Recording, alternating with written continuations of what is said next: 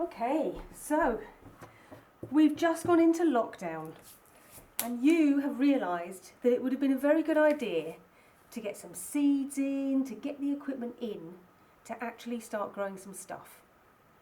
Either you've done it before or you've actually finally realised that this is a sensible thing to do so that you can provide for your family in times of crisis. Well, I have a few answers for you.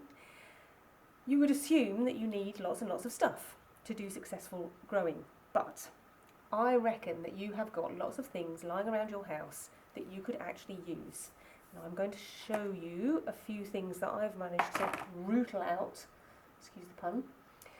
Now it occurred to me that I had half a tomato in the fridge, and of course tomatoes have seeds in them.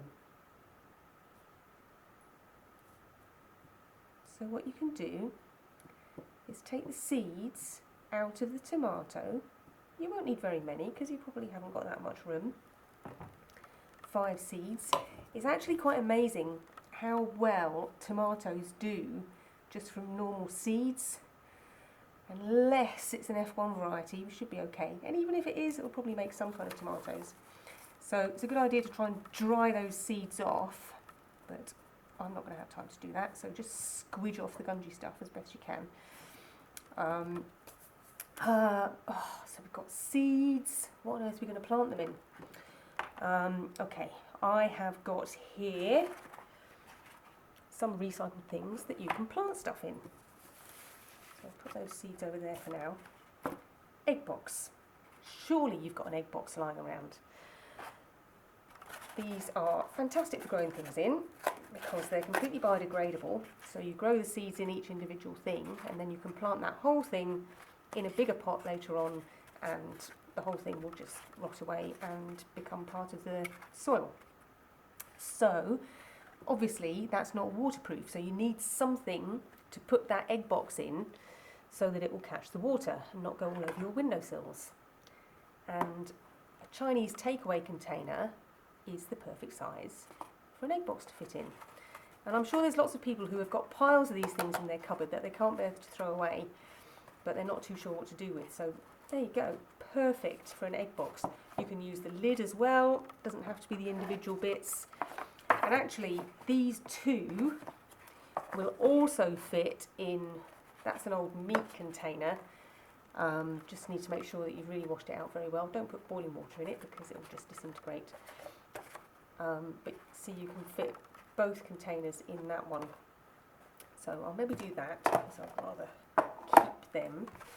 So we've got 2 egg boxes. Here's my compost that I used before. This is those coffee grounds, which we don't really know whether they'll work or not, but I'll just chuck some of that in.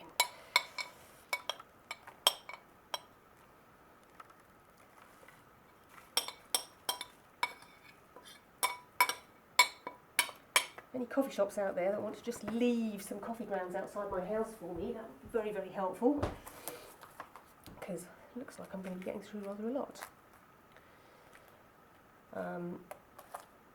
Obviously you can just dig soil out of your garden if you have some. I actually spotted, you'll start to see things differently once you start thinking this way.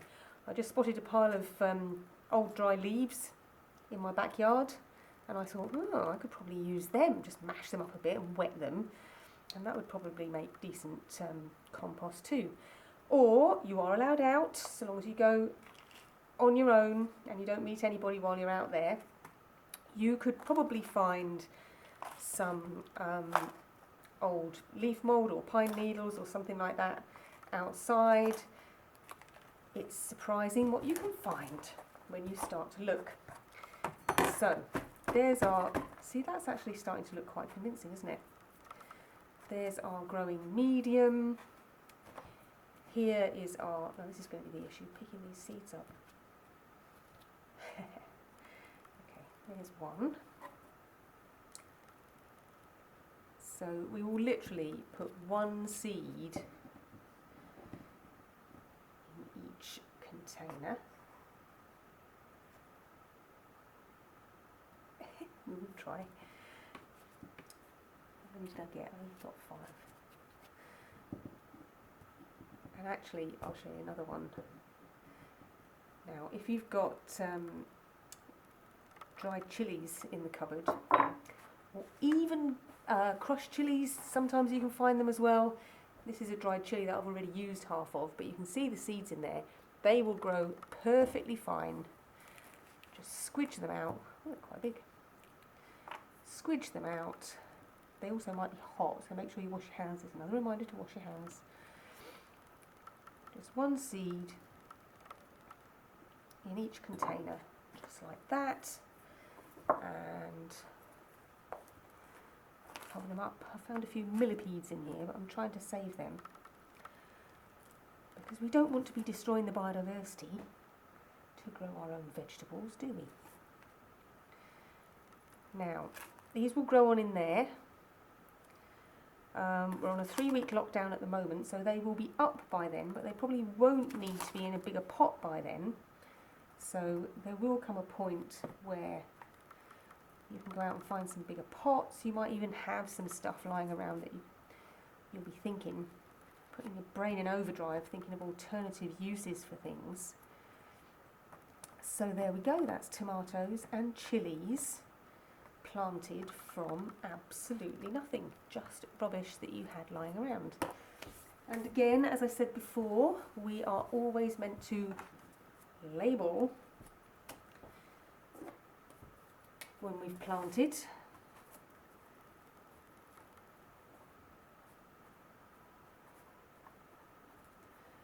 Okay, I'm going to put the date on 25th.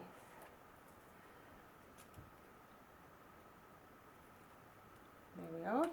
And as usual, we'll give it a little water with our gorgeous milk container watering can. We'll water it a bit more in a minute.